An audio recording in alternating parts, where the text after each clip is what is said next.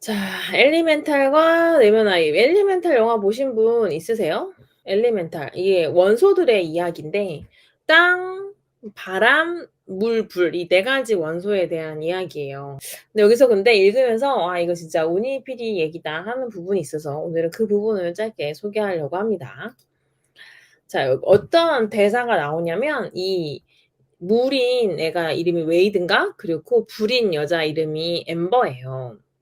원래 이 엘리멘탈 시티는 서로 다른 원소끼리는 섞이지 않는 나름의 규칙을 가지고 있었어요. 근데 이 엘리멘탈 시티에 올 때 이 불 원소가 원래는 거기 안 살았는데 이 엠버의 부모님이 자기네가 살던 마을이 망해 가지고 그 도시를 떠나서 임신한 아내를 데리고 인제 엘리멘탈 시티로 와요. 근데 엘리멘탈 시티에서 문전박대를 당하고 사람들이 막 인제 불이니까 막 물인 애들도 막 피하고 땅인 애들도 막 나무 타 버리니까 피하고 다 이렇게 좀 반기지 않아요, 이 불을.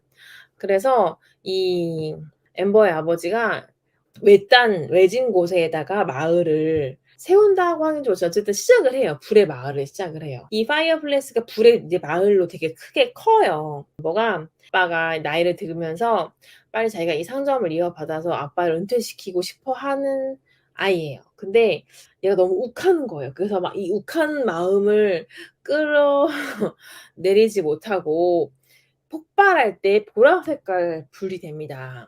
그래서 이 폭발하면서 파이어플레이스의 파이프를 망가뜨리고 그러면서 이 파이프를 통해서 이 물 남자 웨이드가 거기에 들어오면서 만남이 시작되거든요. 내가 자꾸만 욱을 하니까 그때 이 웨이드가 얘기를 해요. "나는 마음의 소리를 외면하면 그때 욱하던데." 그러니까 약간 엠버가 뭐 그딴 말이 다 있냐는 듯이 별로 반응을 하지 않고 넘어가요. 그러니까 근데 나중에 이 엠버가 진짜 자기가 원하던 일이 가게를 물려받는 게 아니라는 거를 깨닫는 지점이 와요. 자기도 모르고 있었는데. 그래서 이 자기가 원하는 꿈을 찾아가는 것과 부모님의 기대에 따르는 삶 사이에서 이제 엄청난 딜레마를 갈등을 하는 것이 영화의 되게 대부분의 스토리거든요.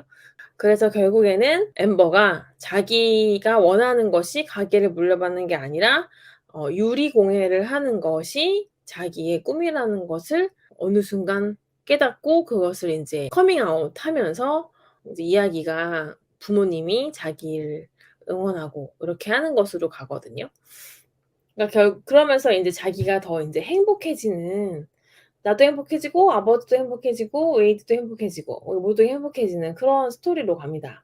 그래서 저는 이 영화에서 제일 가장 기억에 남았던 것이 '나는 마음의 소리를 외면할 때 욱하던데.' 이 부분이었던 것 같아요. 그러니까 여러분들 내가 자꾸 욱하시는 분들 '화를 참을 수가 없다.' 하는 분들도 이 우니 PD의 소리를 여러분들이 외면하고 있기 때문에 그럴 수 있다. 이 얘기를 드리고 싶었어요.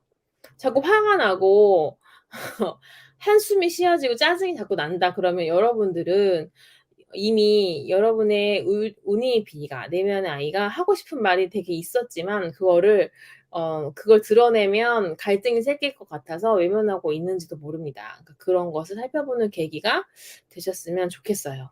그다음에 또 하나 인제 이 영화에서 우리가 부모의 기대에 내가 부응해야 한다는 거예요.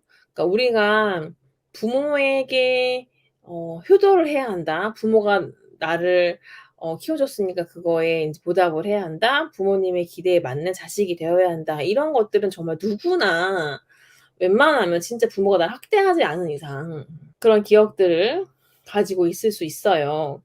근데 이 부모의 기대에 부응하려다 보면 자기 자신을 잃어갈 수 있거든요.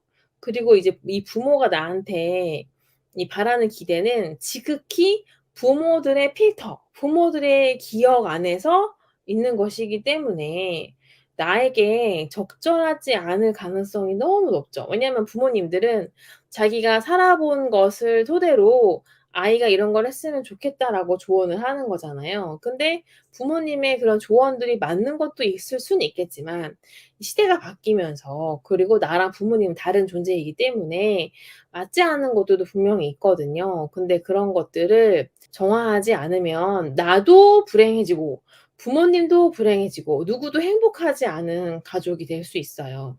그러니까 이런 부모님의 기대에 부응하지 못해서 속상하거나 뭐 죄송하거나 이런 마음이 든다면 그런 마음을 역시 정화해 보시는 걸 추천드리고, 부모님이 '내가 부모님을 행복하게 해 드려야 한다.'라는 것 자체가 일단 나한테 되게 큰 기억이에요. 내가 부모님을 기쁘게 해 드린다, 행복하게 한다라는 건 사실 저는 불가능한 거라고 보거든요. 왜냐하면 내가 이렇게 하면 부모님이 행복해하시고 기뻐할 거라 생각하지만 사실 부모님은 그거지 않을 수도 있거든요. 그러니까 내가 내 삶을 살지 못하고 부모의 기억대로 살려고 하면 결국에는 나를 망가뜨리는 길로 가게 되고, 그러면 그것이 부모한테 더 큰 절망과 슬픔이 될 수밖에 없잖아요. 부모는 사실 내가 행복한 걸 제일 원하거든요. 결국 자식들은 자기의 행복을 찾아가면 결국 내가 행복했을 때 부모님도 그걸 보고 더 행복하실 수 있어요. 그러니까 우리가 부모의 기대에 굴레가 되어 살지 말자. 부모 위해서 사는 거 아니다.